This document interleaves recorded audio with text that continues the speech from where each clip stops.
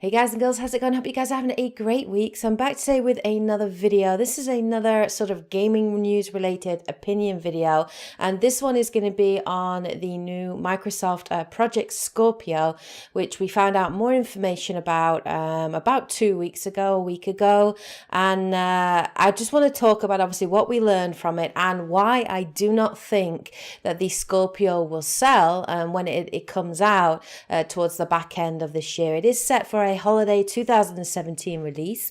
Now, Phil Spencer did go on record and revealed a little bit more about the hardware, and this is what we learned about the Project Scorpio. So it's going to be probably one of the most powerful consoles that we have seen. It is more powerful than the PlayStation Pro, and I think it's Microsoft's way of actually addressing a lot of the criticisms that were made against the Xbox One when it first came out, which was that it was not a powerful enough piece of kit. The game is rendered generally in 900p, most of the time 30 frames per second. So one of the things that set the PlayStation ahead was that it was a more powerful console. Then obviously last year the PS4 Pro came out, and Microsoft have revealed more information about it. Now, it is an incredibly powerful piece of kit. If we have a look at these stats, the GPU itself is incredibly powerful. It actually has 6 teraflops of power. That is 4.6 times more powerful than the Xbox One. It actually has 40 compute units compared to the Xbox's 12. The clock speed of the GPU is about 1172 megahertz. This is up from 853 megahertz that's found in the Xbox One. Of course, it'll be supported by the new DirectX 12 graphics API. It's going to rock 12 gigabyte of GDDR5 RAM. It's supported by an AMD 8-core CPU processor, which has increased speeds from 1.72 gigahertz found in the Xbox One to 2.3 gigahertz. Now, this is slightly more powerful than what's found in the PS4 Pro, which rocks, I think, about 2.1 gigahertz there for the CPU.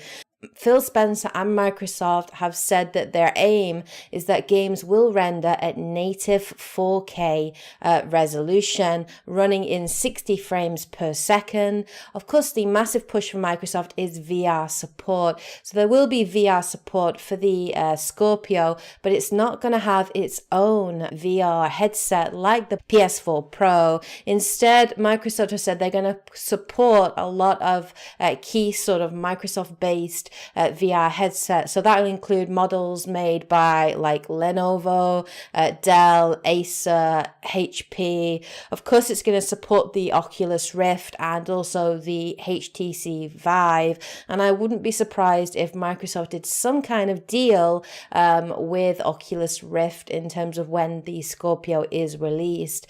Now, they haven't said that any consoles are going to come bundled with VR headsets, and so you could expect to be paying roughly, 500 to 600 pound extra if you're wanting to sort of jump into that VR experience, and you're probably going to have to buy a VR headset, from Oculus Rift or whatever, completely separate from the hardware. Now, there has been no information revealed about the price point of this console, but given the fact that it is an incredibly powerful piece of kit and there's a lot of hardware in there, I'm estimating that it's probably going to cost somewhere between the ballpark point of £400 to £500, maybe £600 as a possibility. So they haven't revealed any information about how much it's going to cost, but I don't think it's going to be a cheap piece of kit. And so obviously the major thing with Microsoft here is they're trying to push how powerful this piece of hardware is and how much it can sort of revolutionize and change, the gaming experience. And I think it's kind of Microsoft's sort of way of dealing with some of the major issues in the game industry at the moment for producers, for console producers, I should say, which is how much PC gaming has really taken off. And it's very difficult for for, consoles like the PlayStation 4, like the Xbox One to compete with the PC gaming market. And I think this is Microsoft's way of trying to address that issue.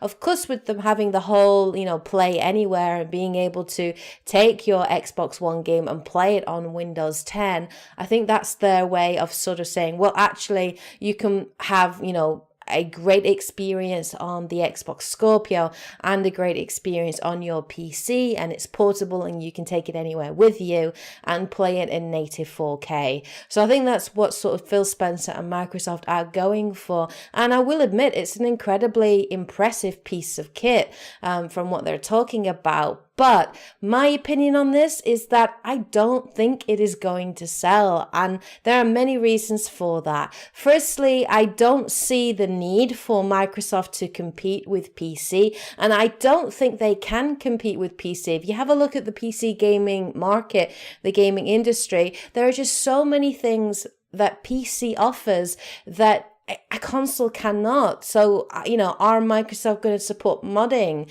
Because that's one of the major benefits. If you look at the games like Skyrim, for example, there are so many mods for Skyrim available on PC that improve that gaming experience. Are mods going to be available on the Xbox One, on the Xbox Scorpio? With a PC, you can upgrade that piece of kit. You can, progress with developers. You can buy a new powerful graphics card or a better processor. You can add more RAM to your PC to improve the overall performance. You can't really do that with a console, bar maybe upgrading the hard drive, which is going to come in at 1 terabyte hard drive when the Scorpio comes out. You can't really mod it or upgrade it the way that you can do with the PC. So I don't think they compete in that way as well. And also you have to have a look at the price points of PC games. When you have a look at things like Steam, PC games are generally on average a lot cheaper than console games. You can get, a brand new game on PC for about, £30, wherein if you're going to buy it on console in stores or even online, or digitally, you're looking at paying, £55. So does this mean, are Microsoft going to actually reduce the cost of their games? I mean, you're looking at spending £500 to £600 just on the console, but then you've actually got to think about the fact that, those games individually are going to cost you £50, £60 down the line as well. So you're looking at a lot of money when it comes to investing in the Scorpio and, playing games on the console. So I don't think it can compete with the PC market. And I really don't think Microsoft should be trying to compete with the PC market. I just don't think it's feasible. I don't think it's possible for them to do that. The major issue I have with the Scorpio as well, apart from the whole, cost of it and everything, but the major issue I have is there are no games really available. Now, this is the list of games that have been announced that will be released when the Scorpio comes out this holiday 2017. I'm just going to list off these games here for you. So we have Forza Motorsport 7, Crackdown 3, State of Decay 2, the new Call of Duty, the new FIFA, Madden, Battlefront 2, Middle-earth Shadow of War, and Red Dead Redemption 2. These are some of the games that have been announced and confirmed will be coming out with the Scorpio when it releases. But if we actually break that down and have a look at it, only 3 of those games are exclusives to the Xbox One or Scorpio. Forza Motorsport 7, Crackdown 3, and State of Decay. These are the only exclusives available. And really, those are kind of sequels. There's nothing new or original that is coming out on the Xbox One, on the Scorpio. The only one really that was kind of new and original, obviously we have Sea of Thieves, which looks interesting, but it's not really a game that would make me want to pick up and buy a console. And of course, Scalebound, which was coming out as well this year. And as you all know, that was cancelled and will no longer be released, which obviously was developed by Platinum Games. And that's a massive, massive blow, I think, to the Xbox One, to Microsoft. So the just aren't any games coming out that make me want to buy or pick up a Scorpio, that would make anyone want to buy and pick up a Scorpio. If we compare that to the PlayStation 4, I'm going to list off all of the exclusives that have come out to the PlayStation 4 so far, and then of course I'll look at the ones that are coming out. So ones that have come out so far, these include things like Gravity Rush 2, Kingdom Hearts HD 2.8 Final Chapter Prologue, Yakuza 0, Neo, Persona 5, Horizon Zero Dawn, Nier Automata.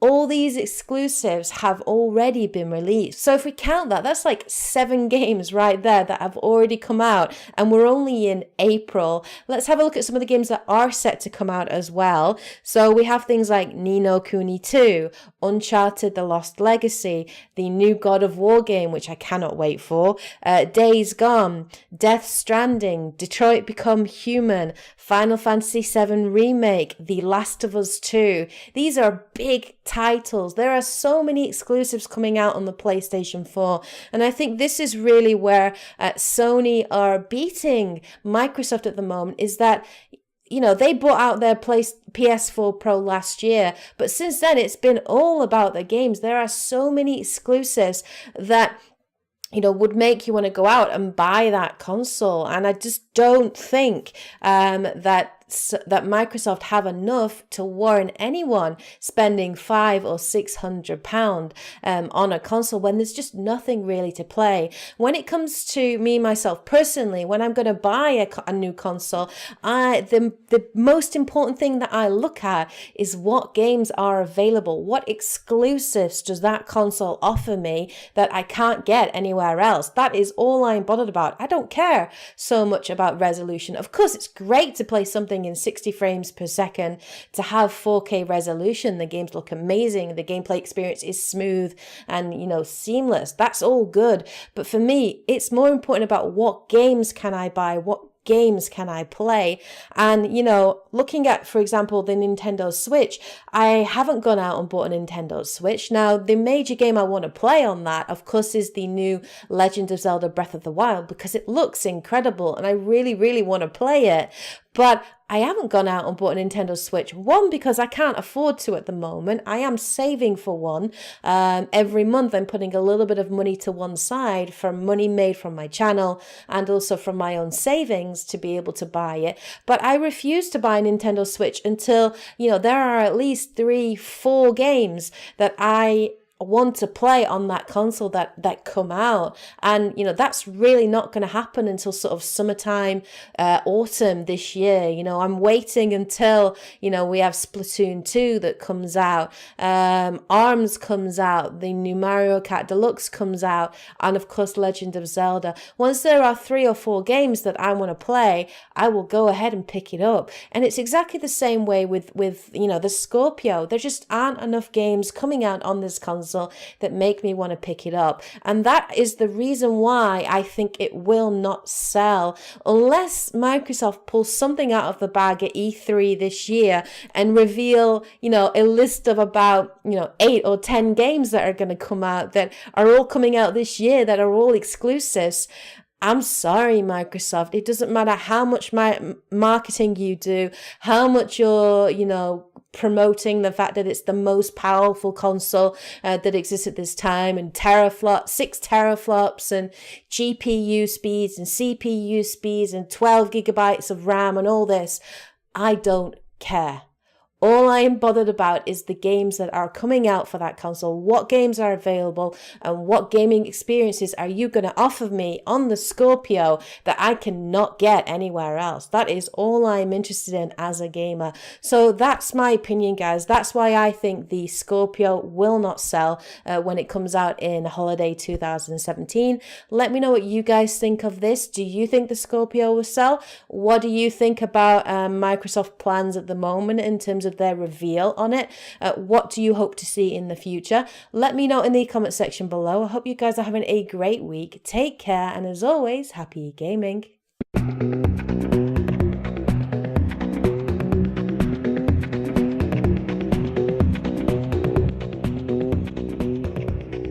towards the back end of this year. It is set for a holiday 2017 release.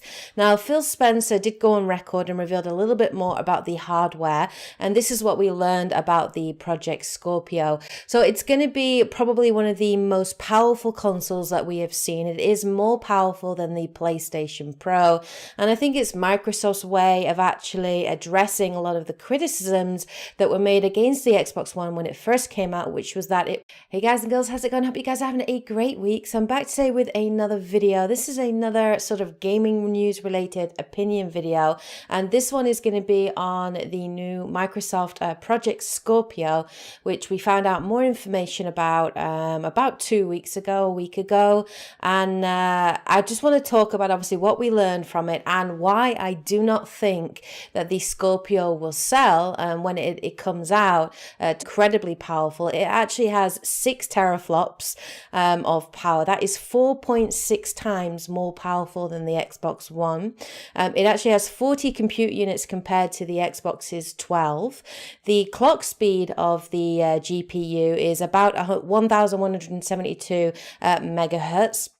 This is up from 853 megahertz that's found in the Xbox One. Of course, it'll be supported by the new DirectX 12 graphic. It was not a powerful enough piece of kit. The game is rendered generally in 900p, most of the time 30 frames per second. So one of the things that set the PlayStation ahead was that it was a more powerful console. Then obviously last year, the PS4 Pro came out, and Microsoft have revealed more information about it. Now, it is an incredibly powerful piece of kit. If we have a look at these stats, the GPU itself is in X API. It's going to rock 12 gigabyte of GDDR5 RAM. It's supported by an AMD 8-core CPU processor, which has increased speeds from 1.72 gigahertz found in the Xbox One to 2.3 gigahertz. Now, this is slightly more powerful than what's found in the PS4 Pro, which rocks, I think, about 2.1